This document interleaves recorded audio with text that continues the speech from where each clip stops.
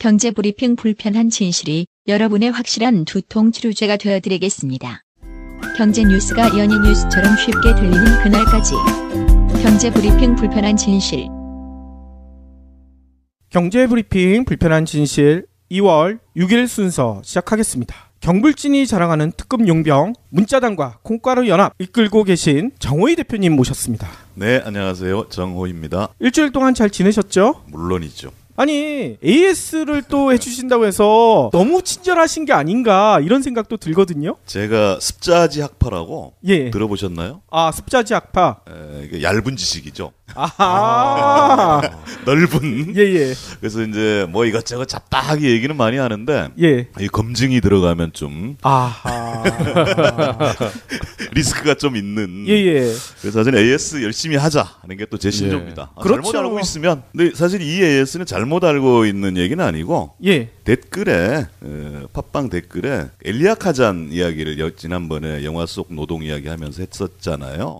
그거 너무 재밌었어요. 근데 거기에 뭐 짧은 댓글 캐치님이 달아주셨던데 뭐 지적하거나 이런 건 아닙니다. 근데 이제 엘리야 카잔의 배신 그리고 뭐 부패한 노조 뭐 요렇게 짧게 써주셨던데 아하. 혹시 이제 댓글 보신 분들이나 청취자분들께서 모르실 수 있을 것 같아서 그리고 저도 사실 엘리야 카잔 이야기는 조금 더 하고 싶었는데 넘어갔어요. 그래서 엘리야 카잔의 배신이라는 게 도대체 무슨 이야기인가? 이 얘기를 좀 짧게. 아니 그러면 이건 AS가 아니라 그냥 추가 설명이군요. 추가 설명이죠. 추가 설명이 맞네요. 그렇죠.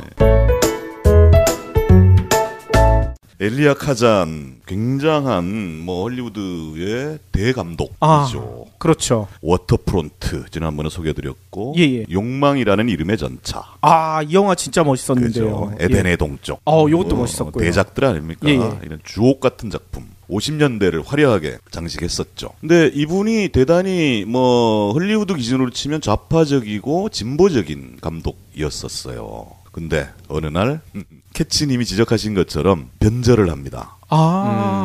레드헌터, 빨갱이 사냥의 앞장서요. 아이고. 그래가지고 뭐 메카시즘 시대 아닙니까? 1950년대 미국 사회 전체가. 그렇죠. 동료, 감독, 배우들을 간첩으로 찍어가지고 아이고 고통받게 하는 이런 일에 앞장섰어요. 이분도 블랙리스트를 만든 건가요?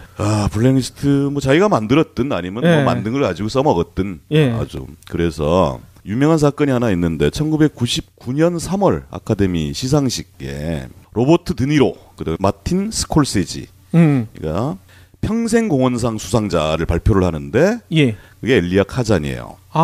그러니까 객석에서 반은 일어서서 기립박수를 치고 반은 팔짱을 끼고 냉소를 보였던. 웬만하면 다 일어났을 텐데 그렇죠. 반은 앉아 있었다. 이미 오래전 99년이면 뭐 50년대 사건이면 오래전 일임에도 불구하고 그러니까요. 저런 그 변절자 배신자를 용납하지 못하는 그런 분위기들이 있었다. 이 공상당원 경력 동료들을 밀고 한 사람 우리나라에도 유명한 사람 있잖아요. 뭐 직접 얘기해 주시죠. 마사오 씨라고 있죠. 닭깎기 마사오. 남노당원 박정희. 그러니까요. 그렇죠. 대통령 얘기를 하니까 요거 뭐 하는 레이건 얘기도 좀 해봐야 되겠는데. 레이건이 미국 배우노조 위원장 출신이거든요. 노조위원장 출신이라고요? 레이건 대통령이 배우 출신인 건 누구나 아는데. 그렇죠. 배우로서 무슨 영화에 나왔는지는 아무도 기억 못합니다. 그렇죠. 찾아봐도 전혀 없어. 몰라요. 그러니까 이제 배우로서는 활약을 못했는데.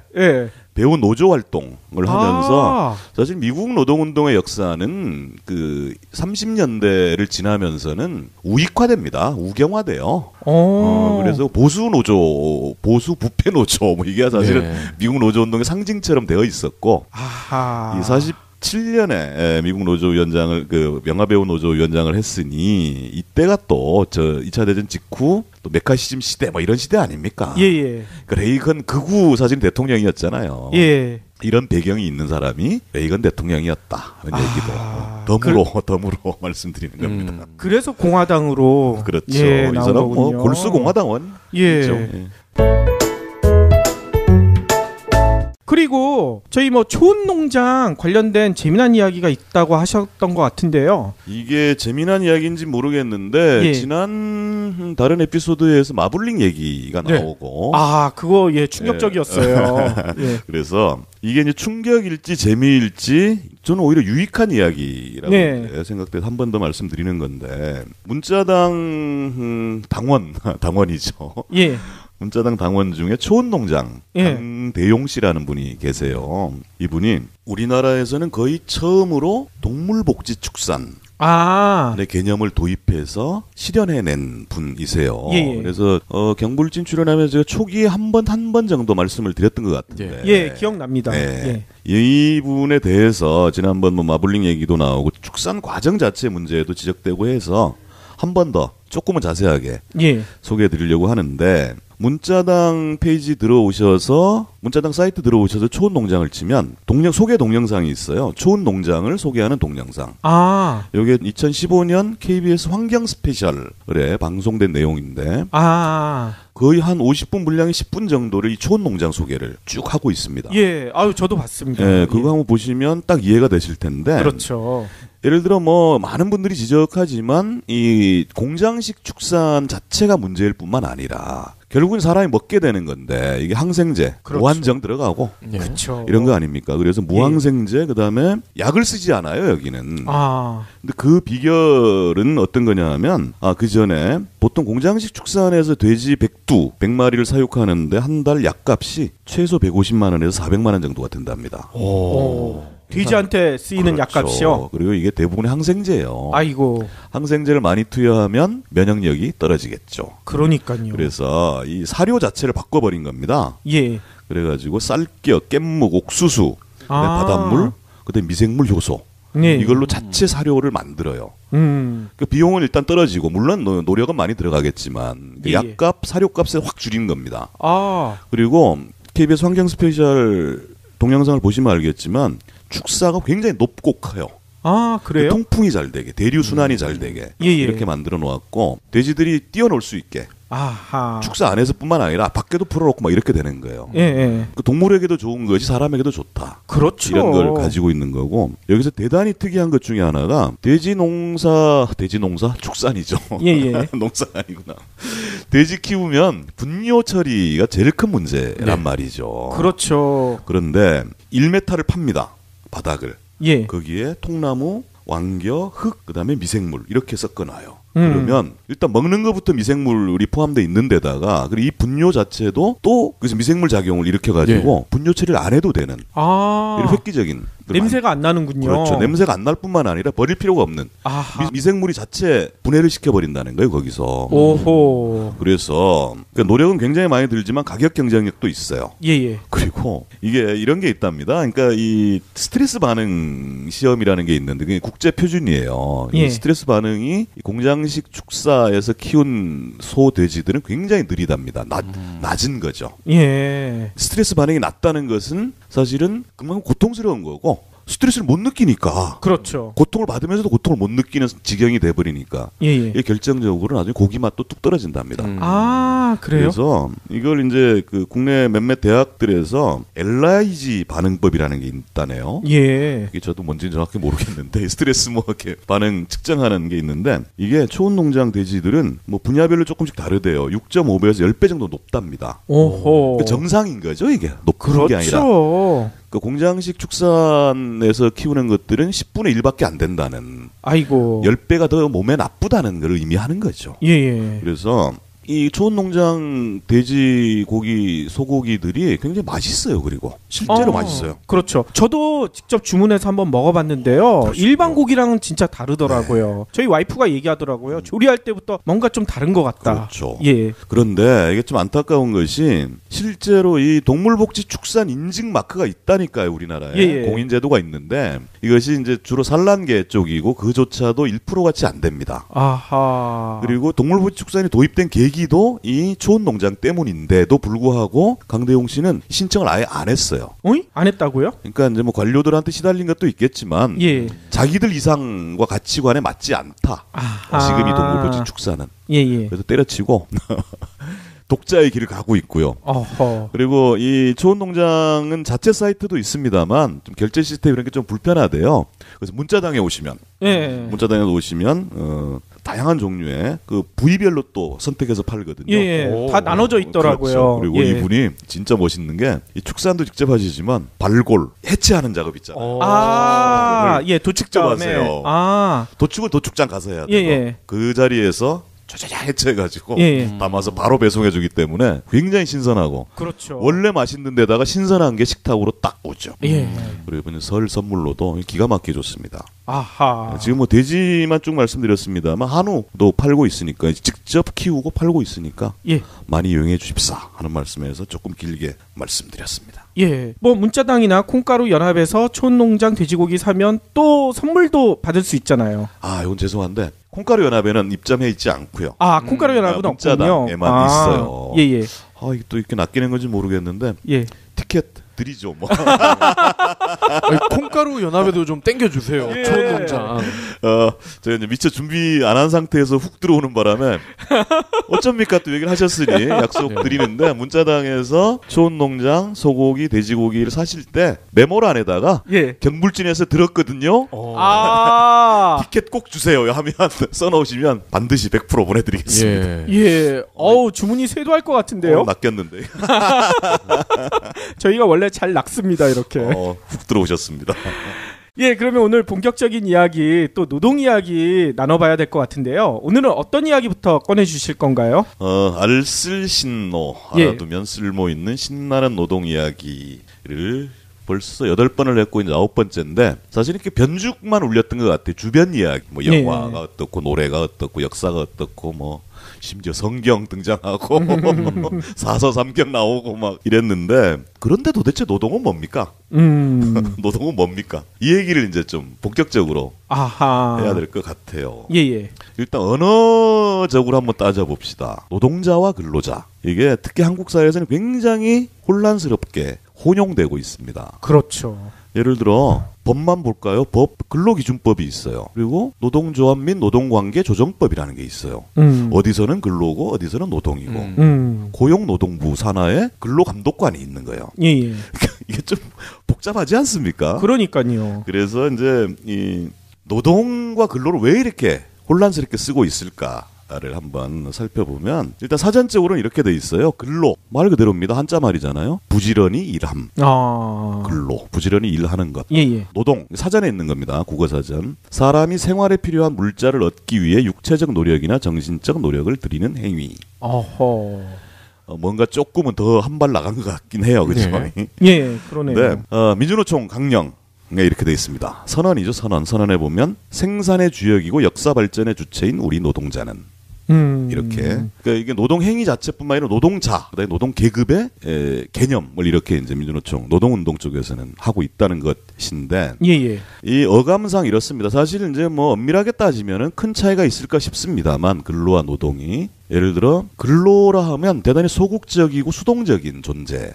를 의미하고 그렇게 느껴지게 쓰여지고 있습니다. 그렇죠.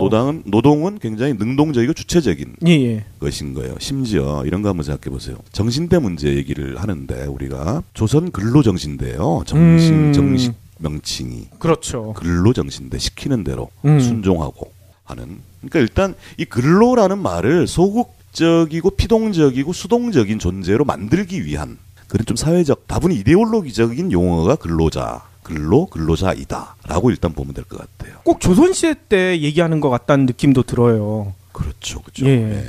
노동이라는 얘기가 없었으니까 그때는. 그러니까요. 노동이 좀 더 긍정적이고 주체적인 이미지라는 게 당 이름만 봐도 알 수 있잖아요. 노동당은 있는데 근로당은 없잖아요. 근로당이 없을까요? 없는 것 같은데요.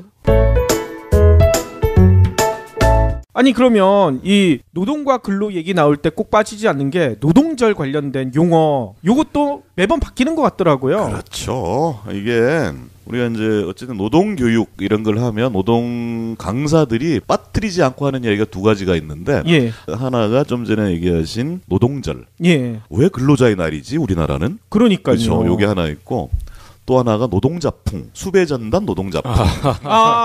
그때 한번 얘기하셨었죠. 빠지지 않고. 그래서 지난주에 노동운동 한 뭐 20-30년씩 한 분들하고 술자리를 가졌는데 신년 술자리를 가졌는데 또 이야기를 하는 거예요. 수배전단 노동자풍. 그런데 큰 소리 뻥뻥 쳤죠. 아니, 여러분 그걸 강의에서만 써먹지 말고 그걸 없앨 생각을 했어야 될 거 아니냐. 그렇죠. 그랬더니 해야지 막 됐고요. 내가 이미 했습니다. 자랑삼아 한 번 더 말씀드리면 그 수배전단, 노동자풍 뭐 이런 것들이 있어가지고 우리가 조직을 했죠. 경찰청에 공식 항의 공문을 보내가지고 즉각 시정하라. 말이 되는 거냐 이게? 그래가지고 일주일 만에 답변이 왔다니까요. 그래서 다시는 쓰지 않겠습니다. 그런가요? 네, 그래서 지금은 노동자풍이라는 말을 안 써요. 그래서 국민들과 민주노총께 사과드립니다. 이렇게 공문이 왔더라고요. 이야. 노동자풍은 어쨌든 쓰지 않는다는 것. 오히려 이걸 거꾸로 좀 쓸 필요는 있을 것 같아요. 어떻게 쓸까요? 건물주풍 뭐 이런 느낌. 먹고 노는 불로소득 대지주풍 뭐 이렇게 하든지. 그렇게 하면 참 이 공감이 될 것 같은데. 자, 노동절 이야기 해볼게요. 노동절은 우리가 뭐 노동절 역사도 한번 얘기를 했고 한데 이게 이제 이런 겁니다. 그러니까 노동절은 100수십 년이 지나서 전 세계 노동자들이 기념하는 이런 거고 우리나라에서도 일제 때 1923년부터 노동절 행사를 했어요. 오, 그렇군요. 쭉 해왔는데 이승만이 또 이제 반공 정권 아니겠습니까? 그러니까 전 세계적으로 기념되는 5월 1일 메이데이를 바꿔버려요. 1957년에 바꾸는데 3월 10일로 바꿉니다. 이 날짜는 뭐가 기념할 만한 날인가요? 대한노총이라고 초대 위원장이 이승만이었다니까. 김두한, 깡패 김두한이 감찰부장. 이게 이제 대한노총이죠. 대한노총 창립일 1인 3월 10일을 노동절로 했어.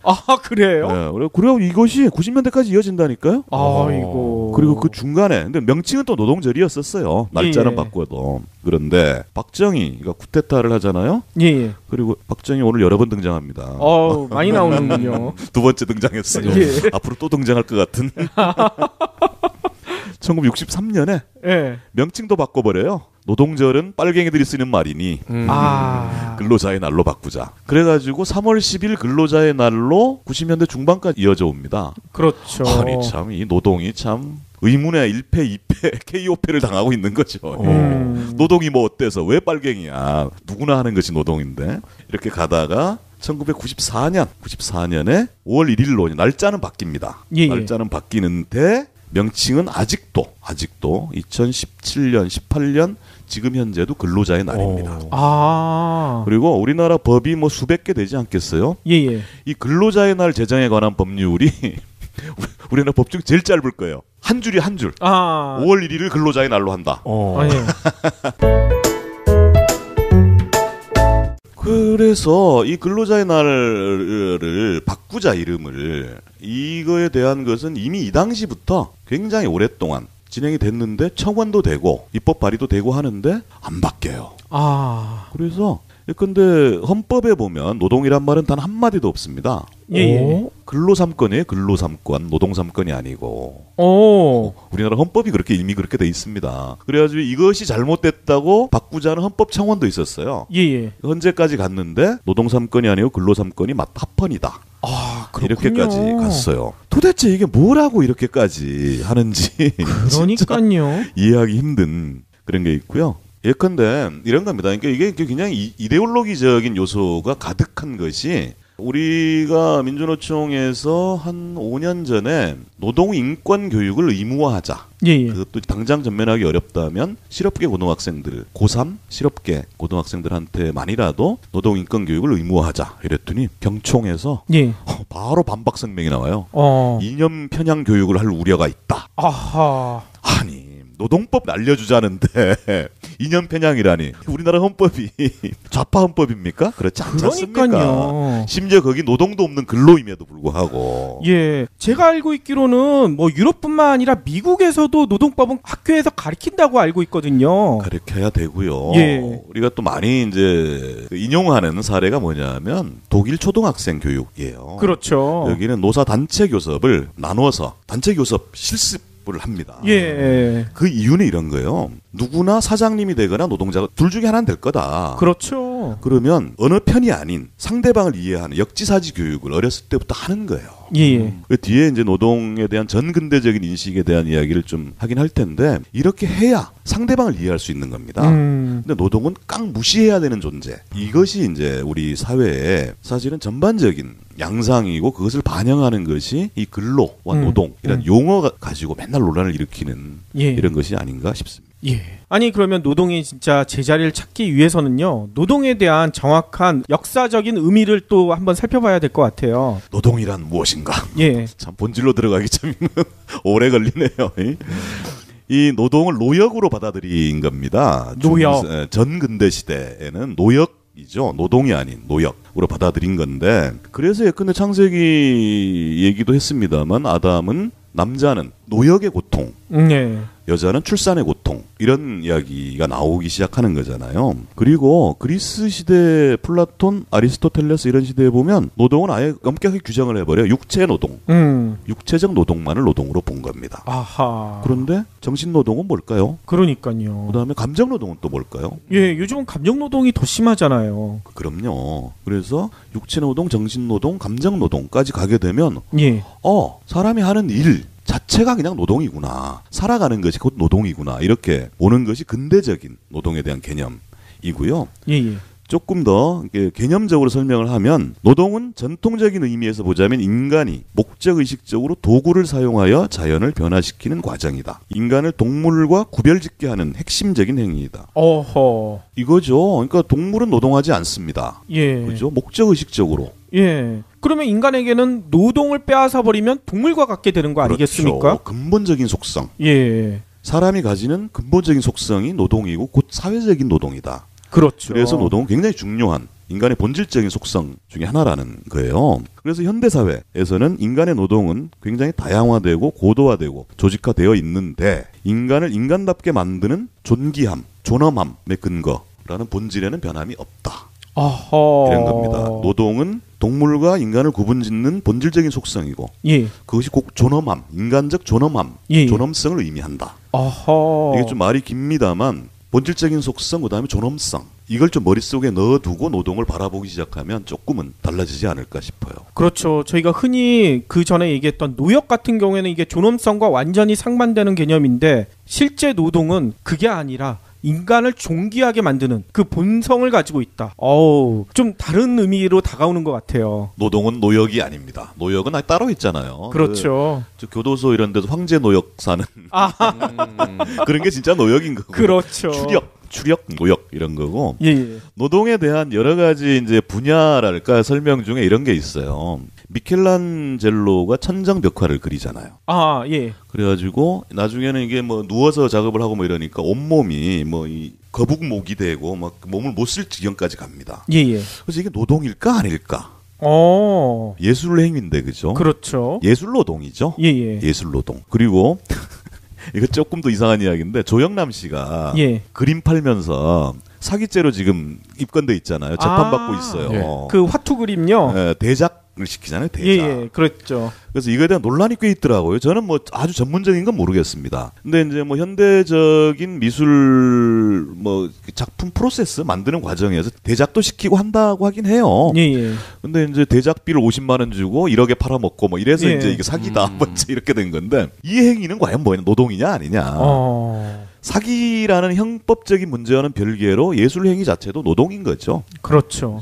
그래서 이 노동이 가지고 있는 본질적인 문제, 존엄성의 문제는 꼭 잊지 말아야 되겠다는 거죠. 예. 그런데 전근대적인 노동관과 현대적인 근대 이후 현대적인 노동관 그래서 또 다른 지점을 보아야 될 것이 자본주의에서의 노동입니다. 자본주의에서의 노동. 제가 지난 시간에 아이에로 헌장 얘기했잖아요. 예. 노동은 상품이 아니다. 멋있잖아요. 그죠? 그렇죠. 노동은 상품일까요? 아닐까요? 근데 사실은 노동력은 상품이에요. 그러니까 이런 겁니다. 편의점 사장님께서 알바를 고용했어. 근데 알바라는 사람을 고용은 하는 형태지만 근로 계약을 체결하잖아요. 편의점 업무에 필요한 노동력이라는 상품을 그 가격과 조건에 맞춰서 산 겁니다. 그렇죠. 그러니까 노동력은 상품으로서 거래되는 거예요. 예. 그게 자본주의 사회 노동의 또 다른 측면이자 본질적인 측면이기도 합니다. 예. 그러면 이제 자본주의에서는 노동하면 임금 노동을 가장 먼저 떠올리는 것 같더라고요. 네, 그렇죠. 그러니까 자본주의적 생산이라 함은 자본가는 자본가를 대고 노동자는 자기의 노동력을 대서 예. 재화와 서비스를 창출해내는 겁니다. 거기서 부가가치가 나오는 거고 그것이 이제 이 자본주의 경제를 돌리게 되는 그렇죠. 이런 거죠. 그래서 이게 자본주의적 노동은 임금 노동이라는 것, 그다음에 사실은 노동력은 상품으로 거래되고 있다는 것, 예. 이런 겁니다. 이게 아주 본질적으로 자본주의 그 체제에서는 벗어날 수 없는 이런 거죠. 그래서 또 다른 노동에 대한 자본주의적 해석은 임금을 받기 위해 일하는 사람, 어허. 이렇게 됩니다. 예. 그런데 여기서 그럼 자본과 노동이 결합해서 가치 있는 재화와 서비스를 만들어냈어. 그럼 그 다음에 문제가 발생을 하죠. 분배 문제가 발생합니다. 그게 어떻게 중요하죠. 분배할 것이냐. 예. 그래서 이제 뭐 전통적인 마르크스주의적인 해석도 있지만 2년쯤 됐나 2, 3년 전에 피케티라는 21세기 자본. 21세기 자본 천재적인 학자, 경제학자가 등장을 해서 그렇죠. 야, 저는 뭐 21세기 자본 굉장히 두껍더라고요. 한번 읽어보려고 도전하다가 나중에 이제 번역된 요약본만. 그 만화로 된 거 보셨나요? 아니요. 요약 초록 봤는데. 저는 만화로 된 걸 봤습니다. 그건 어린이용 아니에요? 어린이용 아니에요. 되게 어려워요, 만화도. 그러니까 쉽지 않아요, 이거. 그리고 대단한 것이 중세 르네상스 시대 세금 장부.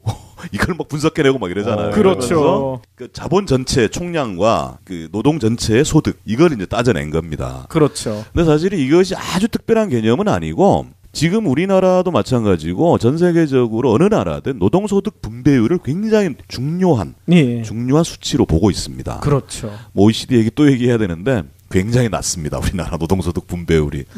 노동소득 분배율이 적정 수준을 유지해야 가처분 소득이 되는 거거든요. 노동자도 뭔가를 써야 이 경제가 돌아갈 거 아닙니까? 그렇죠. 이게 위험 수치를 넘어가면 쓸 돈이 없어서 자본도 망해버리는. 그러니까 공황이 일어나는 거 그렇죠. 아닙니까? 굉장히 위험한 거예요. 그래서 무한착취라는 것은 대단히 위험한 것이다. 이런 거죠. 그래서 현대사회에서 노동 문제는 노동이 무엇인가부터 인간의 본성이라는 것부터 시작을 해가지고 분배 문제. 분배라 하면 노동과 자본의 분배뿐만 아니라 여기에 정부가 어떻게 개입하느냐 하는 문제, 고용과 복지의 문제, 이런 것까지 다 연결이 되죠. 그렇죠. 그다음에 다음 시간에 한번 더 길게 얘기를 할 텐데 4차 산업혁명 시대가 도래하죠.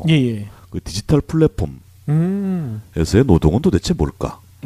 심지어는 노동의 근본적인 속성조차도 바뀌어가고 있는 이런 문제가 발생하고 있다는 것이죠.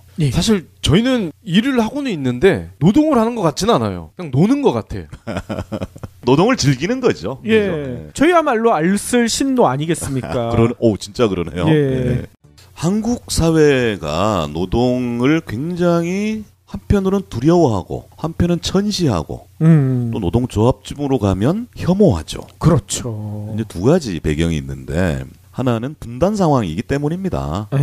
노동계급의 독재 체제인 북한 빨갱이들 레드 콤플렉스죠. 그렇죠. 이렇게 되니까 노동이라는 그 표현 자체는 아예 쓰지 않으려고 하는 동무라는 말이 사라지잖아요. 그러니까요. 얼마나 정겨운 표현인데 그렇죠. 그런 측면이 하나 있고 또 하나는 대단히 유교적인 노동 의식이 있어요. 그러니까 노동력은 상품이 맞다니까요. 근대적인 노동의 개념 속성인데 이것을 유교적인 개념으로 받아들이는 거예요. 고용을 한다는 그 사람의 인격을 고용한 게 아니라니까요. 근데 유교적으로 내가 네 일자리 줬으니까 내 말 들어야지. 그래서 내가 너를 고용한 시간 동안은 내 말을 무조건 들어야 된다. 부당노동행위거든요, 이거. 그렇죠. 인격을 고용한 게 아니라니까요. 그렇죠. 자기가 필요한 노동력 상품을 산 것임을 자각하지 못하는 겁니다. 근데 이것이 왜 이렇게 되는가 하면 좀 따져보면 87년 체제는 87년 체제, 97년 체제 그리고 지금 이렇게 좀 나눠볼 수가 있는데 87년 체제라 하면 6월 항쟁으로 만들어진 현행 헌법 체제, 절차적 민주주의가 완성됐다고 얘기하는 이 체제과 동시에 노동의 인간화 선언 같은 게 있어요. 어떤 거냐 하면 지금 대기업 기종 노조라고 욕먹는 현대그룹 노동자들 그래? 요구가 뭐였는지 압니까? 두발 자유화예요. 고등학생도 아닌데요? 87년 6월 항쟁 직후에 7, 8, 9 노동자 대투쟁이 터지지 않습니까? 임금 인상 이런 건 나중 문제고 두발 자유화. 충격적인데요? 아침 조회 철폐.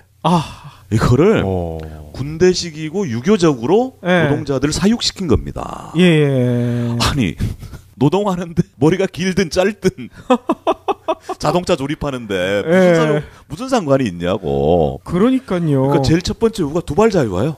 두발 자유화. 그러니까 이 87, 제가 전근대적인 노동 인식 개념을 얘기하는 이유가 87년에 비로소 노동의 인간화 선언이 이루어진 것이다. 이 얘기를 하고 싶어서 말씀드리는 거고요. 그리고 사실 87년에서 90대 초까지는 대단한 호황기입니다. 3조 호황기죠. 그랬었죠. 경제도 엄청나게 발전을 하고 노동조합도 확대되고 이렇게 쭉쭉쭉 잘 가다가 97년 체제는 IMF 체제를 얘기하잖아요. 뭐 그 폭탄을 맞은 거죠. 폭탄을. 뭐 실업자들이 넘쳐나고 사장님들 뭐 전부 길거리 나앉고. 근데 여기서 벌어지는 일이 뭔고 하니 불완전 노동. 그러니까 사실은 뭐 정규직 비정규직 이런 개념이 97년 이전엔 별로 없었어요. 그랬었죠. 자기가 오히려 원해서 비정규직을 할지언정 별로 없었습니다. 거의 평생고용, 일본식 평생고용 개념 정도였는데 IMF 폭탄이 터지고 IMF 체제가 들어가니까 구조적인 비정규직, 강제적인 비정규직화들이 이루어지죠. 그렇죠. 근데 이거는 이제 민간 차원에서 벌어지던 것들이 저는 이게 학술적으로 인정된 건 아닙니다만 2007년 체제라고 얘기를 하고 싶은데 이때쯤에 법들이 다 완비가 됩니다. 비정규직을 합법화하는, 양산시키는 법들이 합법화되는 거예요. 그리고 이제 2017년. 그러니까 보십시오. 87년, 97년, 2007년, 2017년 10년 단위로 이런 일들이 진행되고 있어요. 그래서 박근혜가 탄핵되지 않았으면 지금은 이제 다른 절차에 의해서 대통령이 선출됐겠지만 문재인 대통령이 선출이 됐잖아요. 지금 대통령이잖아요. 그래서 2018년 이후는 뭔가 달라져야 된다. 그렇죠. 라는 얘기를 진짜 하고 싶은 거고요. 정말 다행인 것이 문재인 대통령이 노동 존중 사회 실현을 공약으로뿐만 아니라 구체적인 정책 과제로 제시를 했죠. 진지한 얘기를 계속 이어가실 것 같은데 그 전에 아까 부당노동 얘기하셨잖아요. 그 순간 저는 이 부당노동의 끝판왕들이 있어요. 요 옆 동네 그 현대아파트라고 거기 양재구나 여기가 참. 그 주민들이 시킨 건지 관리사무소에서 시킨 건지는 모르겠습니다. 하지만 그 경비원 아저씨들한테 키를 맡긴다는 거 아닙니까?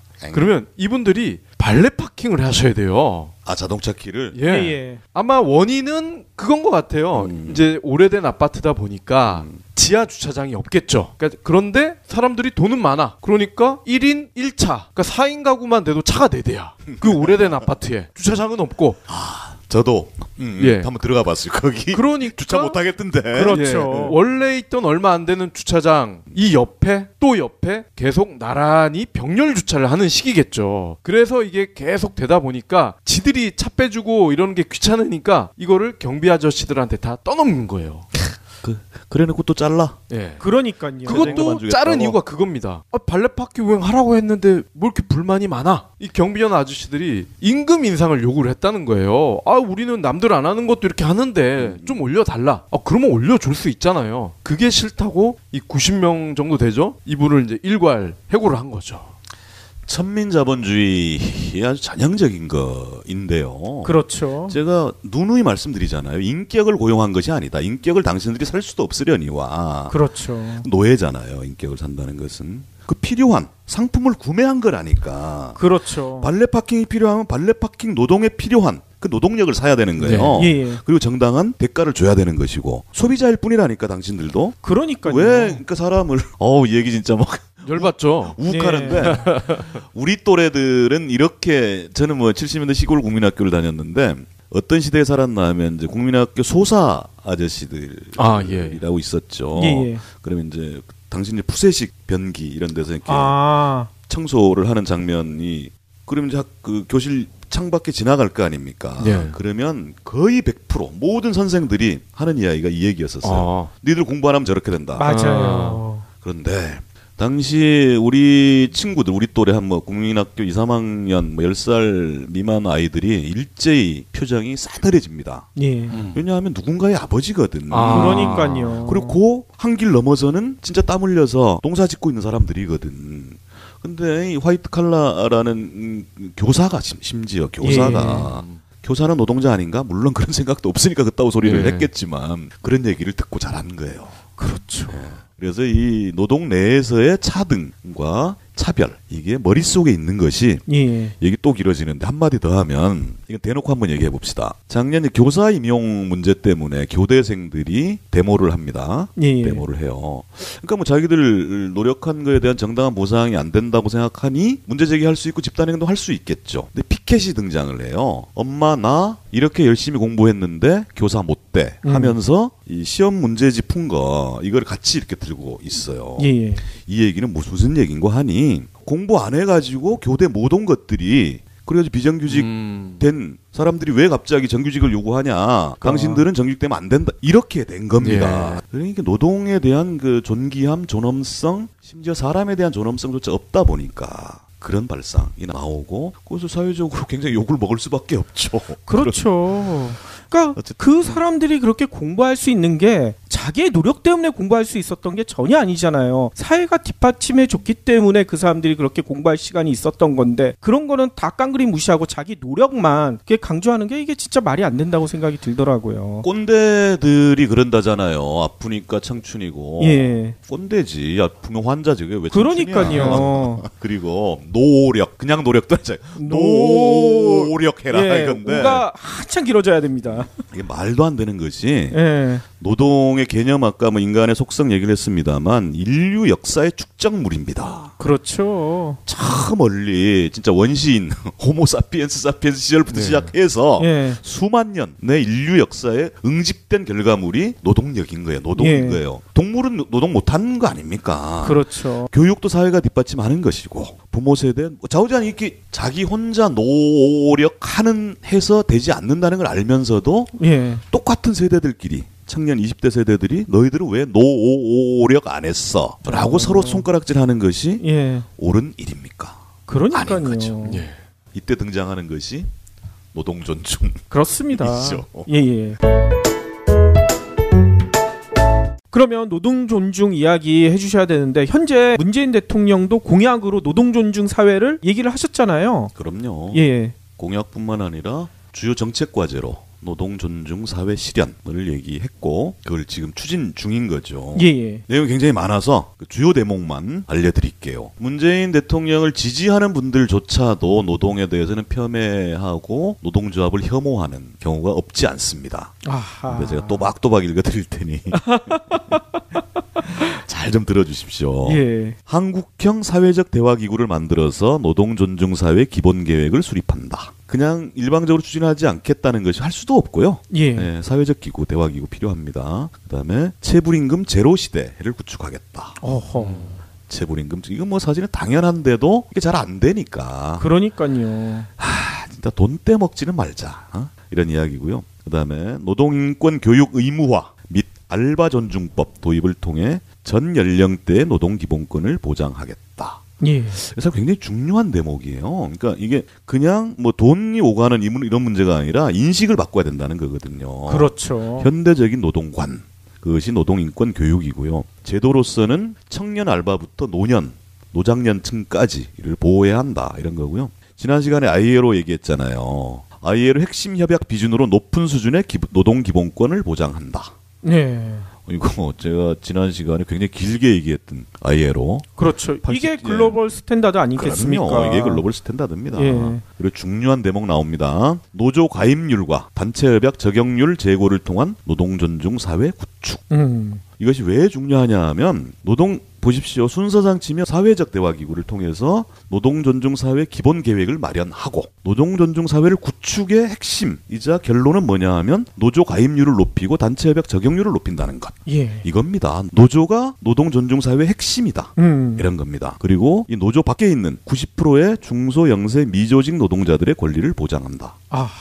그다음에 노동이사제를 공공기관에 도입하고 민간기업에 확산한다. 서울시는 일정 정도 하고 있어요.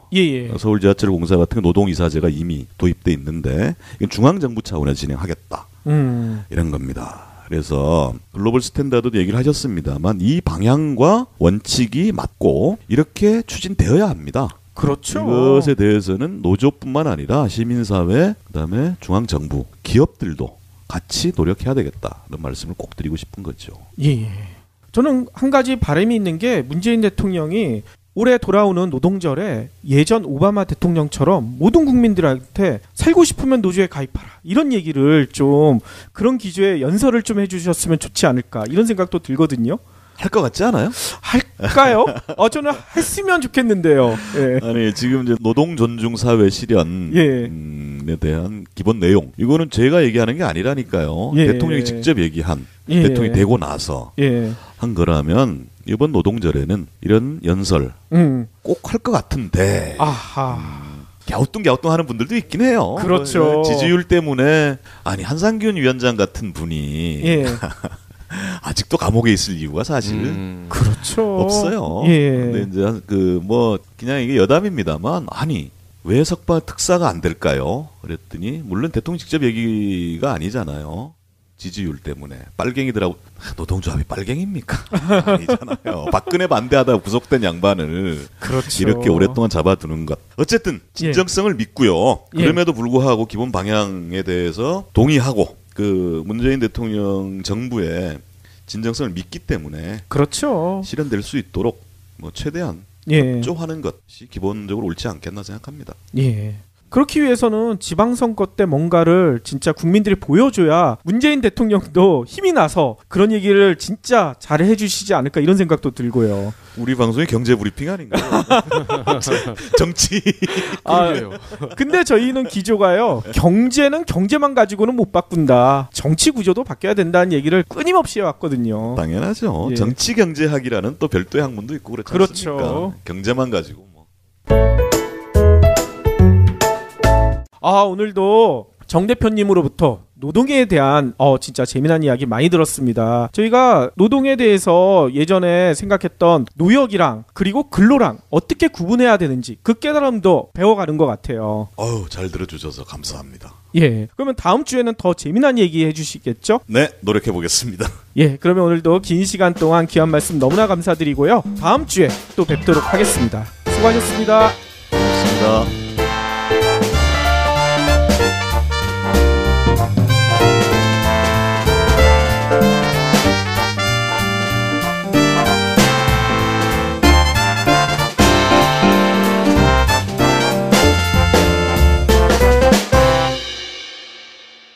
경제브리핑 불편한 진실 완주해주셔서 감사합니다.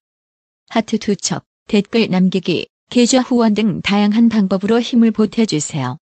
계좌 정보는 경제브리핑 팟빵 공지 코너에 있습니다. 여러분의 응원, 콘텐츠로 보답하겠습니다. 경제브리핑 불편한 진실이 여러분의 확실한 두통 치료제가 되어드리겠습니다. 경제 뉴스가 연예 뉴스처럼 쉽게 들리는 그날까지. 경제브리핑 불편한 진실. 경제브리핑 불편한 진실 2월 6일 순서 시작하겠습니다. 경불진이 자랑하는 특급 용병 문자단과 콩가루 연합 이끌고 계신 정호희 대표님 모셨습니다. 네, 안녕하세요. 정호희입니다. 일주일 동안 잘 지내셨죠? 물론이죠. 아니 AS를 또 해주신다고 해서 너무 친절하신 게 아닌가 이런 생각도 들거든요. 제가 습자지 학파라고 들어보셨나요? 습자지 학파. 이게 얇은 지식이죠. 넓은. 그래서 이제 뭐 이것저것 잡다하게 얘기는 많이 하는데 이 검증이 들어가면 좀 리스크가 좀 있는. 그래서 사실 AS 열심히 하자 하는 게 또 제 신조입니다. 그렇죠. 잘못 알고 있으면. 근데 사실 이 AS는 잘못 알고 있는 얘기는 아니고 댓글에 팟빵 댓글에 엘리야 카잔 이야기를 지난번에 영화 속 노동 이야기 하면서 했었잖아요. 그거 너무 재밌었어요. 근데 거기에 뭐 짧은 댓글 캐치님이 달아주셨던데 뭐 지적하거나 이런 건 아닙니다. 근데 이제 엘리야 카잔의 배신 그리고 뭐 부패한 노조 뭐 요렇게 짧게 써주셨던데 혹시 이제 댓글 보신 분들이나 청취자분들께서 모르실 수 있을 것 같아서 그리고 저도 사실 엘리야 카잔 이야기는 조금 더 하고 싶었는데 넘어갔어요. 그래서 엘리야 카잔의 배신이라는 게 도대체 무슨 이야기인가? 요 얘기를 좀 짧게. 아니 그러면 이건 AS가 아니라 그냥 추가 설명이군요. 추가 설명이죠. 제가 추가 설명이 맞네요. 그렇죠. 엘리야 카잔 굉장한 뭐 헐리우드의 대감독이죠. 그렇죠. 워터프론트 지난번에 소개해드렸고 예. 욕망이라는 이름의 전차. 이 영화 진짜 멋있었는데요. 그렇죠. 에덴의 동쪽. 이것도 멋있었고요. 대작들 아닙니까? 이런 주옥 같은 작품. 50년대를 화려하게 장식했었죠. 근데 이분이 대단히 뭐 헐리우드 기준으로 치면 좌파적이고 진보적인 감독이었었어요. 근데 어느 날 캐치님이 지적하신 것처럼 변절을 합니다. 레드 헌터, 빨갱이 사냥에 앞장서요. 아이고. 그래가지고 뭐 메카시즘 시대 아닙니까? 1950년대 미국 사회 전체가. 그렇죠. 동료 감독 배우들을 간첩으로 찍어가지고 아이고 고통받게 하는 이런 일에 앞장섰어요. 이분도 블랙리스트를 만든 건가요? 블랙리스트 뭐 자기가 만들었든 아니면 뭐 만든 걸 가지고 써먹었든 아주. 그래서 유명한 사건이 하나 있는데 1999년 3월 아카데미 시상식에 로버트 드니로 그리고 마틴 스콜세지 그러니까 평생공헌상 수상자를 발표를 하는데 그게 엘리야 카잔이에요. 그러니까 객석에서 반은 일어서서 기립박수를 치고 반은 팔짱을 끼고 냉소를 보였던. 웬만하면 다 일어났을 텐데 그렇죠. 반은 앉아 있었다. 이미 오래전 99년이면 뭐 50년대 사건이면 오래전 일임에도 불구하고 그러니까요. 저런 그 변절자 배신자를 용납하지 못하는 그런 분위기들이 있었다. 이 공상당원 경력 동료들을 밀고 한 사람 우리나라에도 유명한 사람 있잖아요. 뭐 직접 얘기해 주시죠. 마사오 씨라고 있죠. 닭깎기 마사오. 남노당원 박정희. 그러니까요. 그렇죠. 대통령 얘기를 하니까 요거 뭐 레이건 얘기도 좀 해봐야 되겠는데. 레이건이 미국 배우노조 위원장 출신이거든요.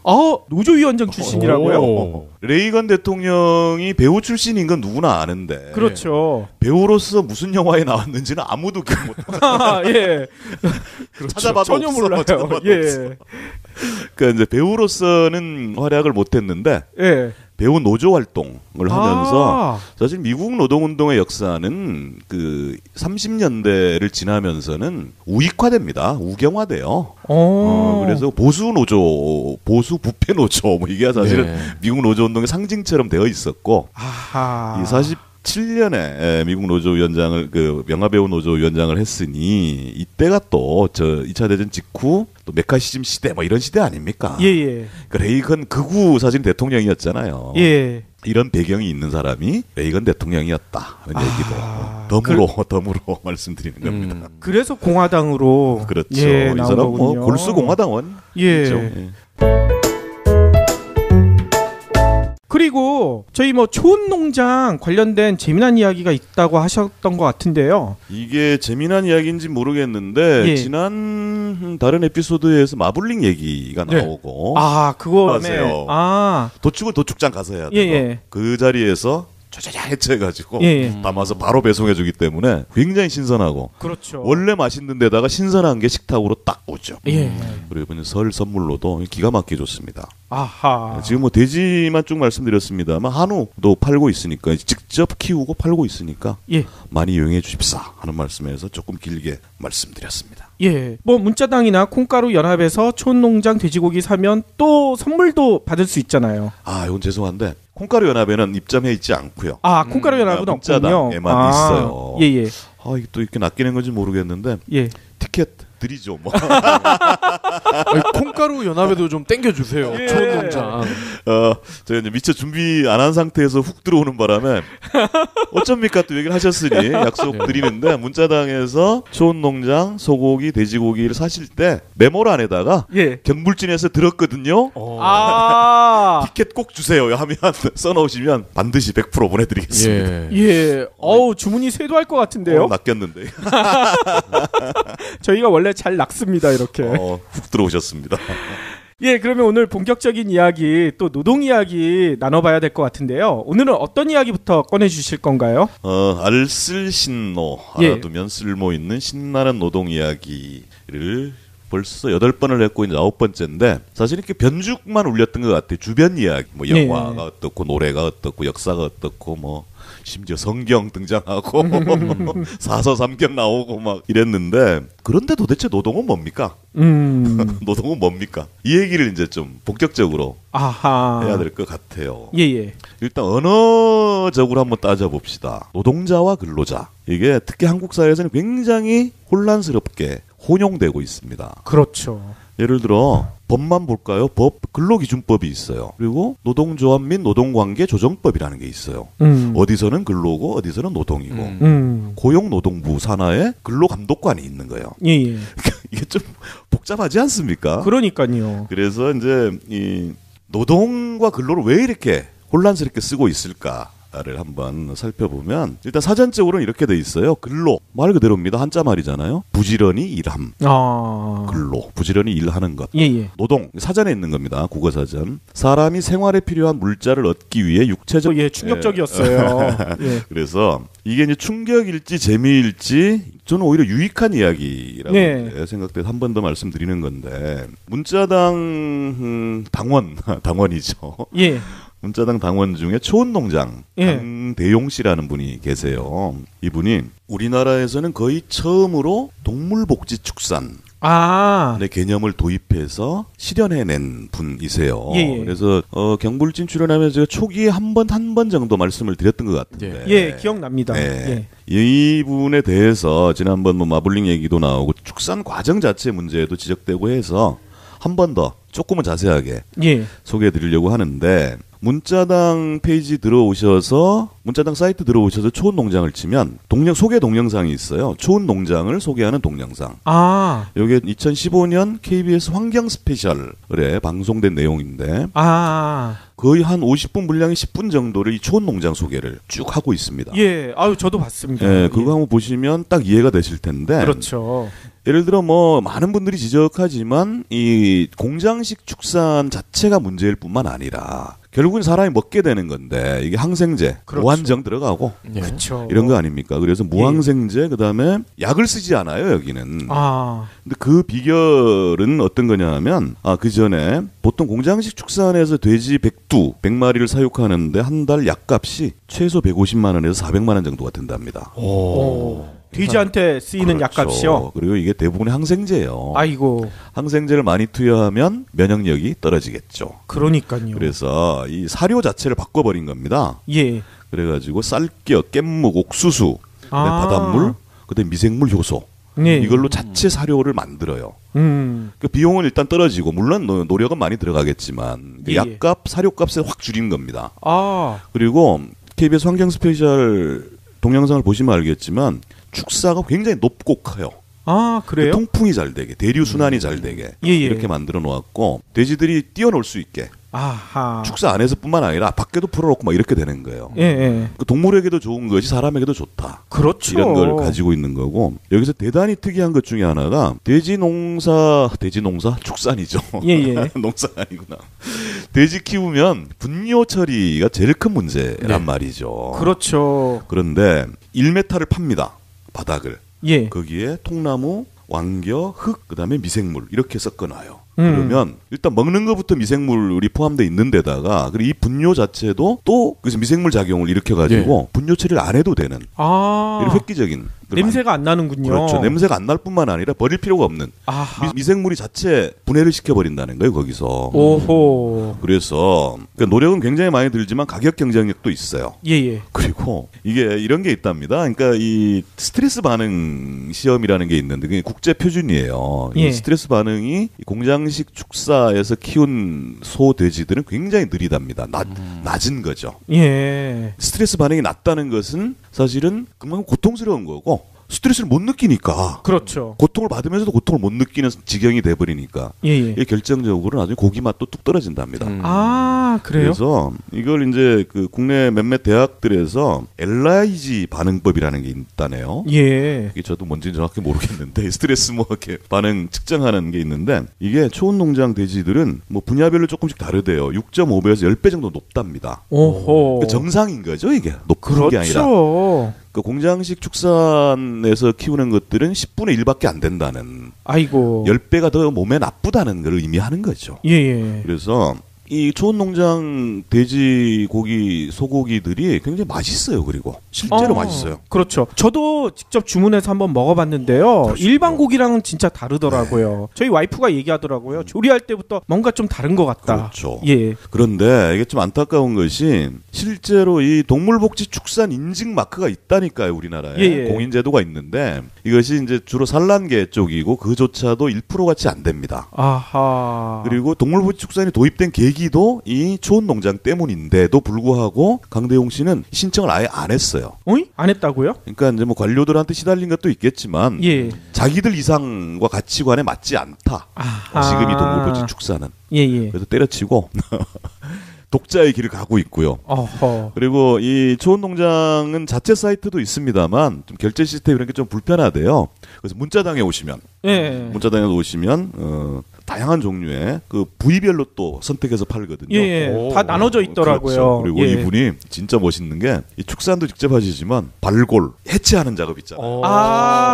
예, 도축자.